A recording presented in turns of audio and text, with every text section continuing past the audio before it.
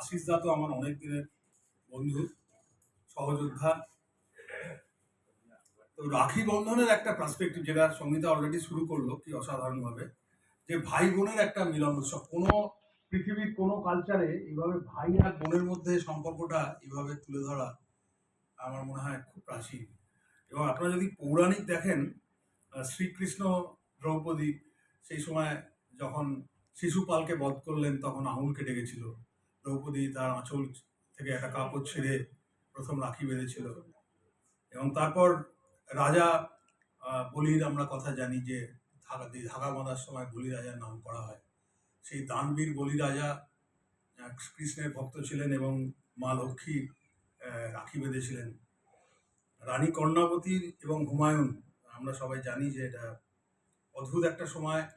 পানিপথের প্রথম যুদ্ধ 1526, তারপরে তাকে কত স্ট্র্যাটেজিক রিলেশনশিপ তৈরি করতে হয়েছিল। যেমন আমরা জানি যোধাবাইয়ের সঙ্গে আকবরের বিবাহ, সেরকম রানী কর্ণাবতীকে কিন্তু হুমায়ুন রাখি বেঁধেছিলেন। এবং আধুনিক ইতিহাসের ভেতর দিয়ে তো down the memory lane Sangeeta নিয়ে গেল, সেটা হচ্ছে 1905-এর বঙ্গভঙ্গ। আমরা 1947-এ কিন্তু খুব সাম্প্রদায়িক ছিলাম না, কিন্তু 1905-এ এসে কেমন যেন আমরা সব সাম্প্রদায়িক হয়ে গেলাম। তখন বঙ্গভঙ্গের নিয়ে বিরাট আলোড়ন চলছে। লর্ড কার্জন কীভাবে ভাগ হয়েছিল সেটা জানেন, যে থানাগুলো মেপে মেপে একটা কারোর রান্নাঘরের দিকে পড়েছে, কারোর শোবার ঘরের দিকে পড়েছে। তাই এই ভাগের মধ্যে যে লাইনটা টানা হয়েছিল সেই সময় গুরুদেবের একটা অদ্ভুত কাজ। গুরুদেব একটা অদ্ভুত কাজ করলেন, যে এই আমাদের যে সাম্প্রদায়িকতার যে মূল বীজ, সেটা হিন্দু মুসলমান পার্সি খ্রিস্টান যাতে আমরা এক হই, রাখি বন্ধনের ডাক দিয়েছিলেন। গুরুদেব অনেকগুলোই কাজ করেছিলেন। যাই হোক, আজকে অসাধারণ। আমি এত সুন্দর গান গাইছে, এত সুন্দর কবিতা বলছে, সেখানে এইসব কথা বলবো না। তবে আমি সঙ্গীতা যেরকম খুব ডাইভার্সিফাইড ট্যালেন্ট এবং আমাদের এপিআইয়ের মেম্বার, আমরা ওকে আগে চাই যে আমাদের এপিআই নেতৃত্ব স্থানে সঙ্গীতা উঠে আসুক, গায়নের সঙ্গীতা। এবং আশিস দার সম্বন্ধে আমি দুটো কথা বলি, যে লোকটা সবসময় নিরালায় থাকে, দেখবেন না সাথে ছোট্ট সাইড ব্যাগ ঝুলছে, মাথাটা কোনো ভালো আচরণ নেই, কিন্তু ওর মতো ট্যালেন্ট আমি এই বন্ধুদের মধ্যে খুব কম দেখেছি। একটা মানুষের এত প্রতিভা হতে পারে।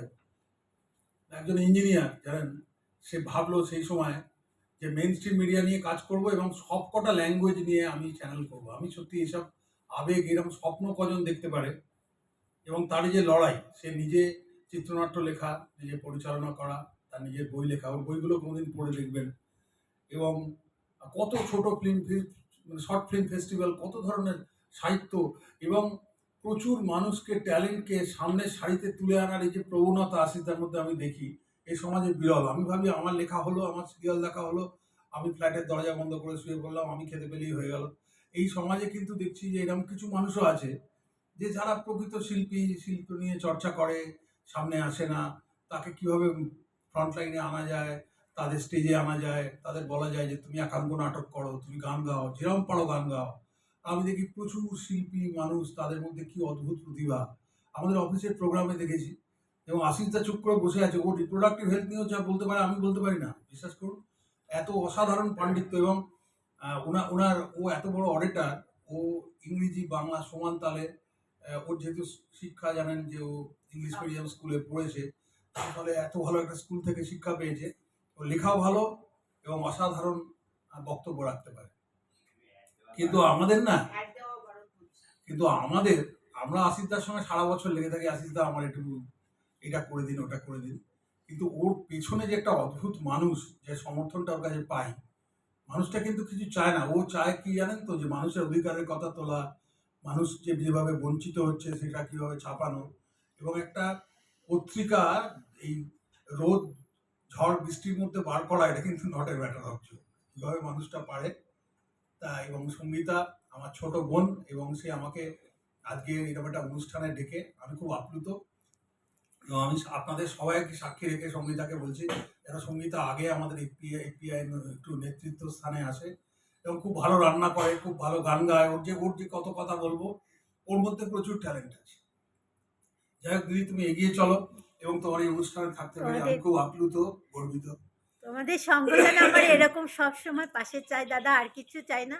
এতে সঙ্গে এবং সঙ্গে আমি আমার সব লায়েন্সে আশিস দার দৌলতে লায়েন্সে আছি এবং লায়েন্সের জন্য যেটুকু করতে পারি, এত বড় কর্মকাণ্ড, এত বড় অর্গানাইজেশন এবং ইন্টারন্যাশনাল ম্যাগাজিনগুলো আশিস দা আমায় পাঠায়, আমি দেখি যে বিশ্বজুড়ে কি কাণ্ড করেছে, যে শুধু অপথালমোলজিক্যাল কেয়ার না, আপনারা জানেন যে পোলিও এডুকেশন থেকে এভরি বিগ প্রোগ্রাম লায়ন্স কিভাবে সারা পৃথিবীতে বড় বড় কাজগুলো করে চলেছে নিঃশব্দে। এবং তার তার সঙ্গে যদি আমরা কাঠবেড়ালির মতো থাকতে পারি, আমি এই খুব গর্বিত মনে করবো। সবাই ভালো থাকবেন, সুস্থ থাকবেন, নমস্কার।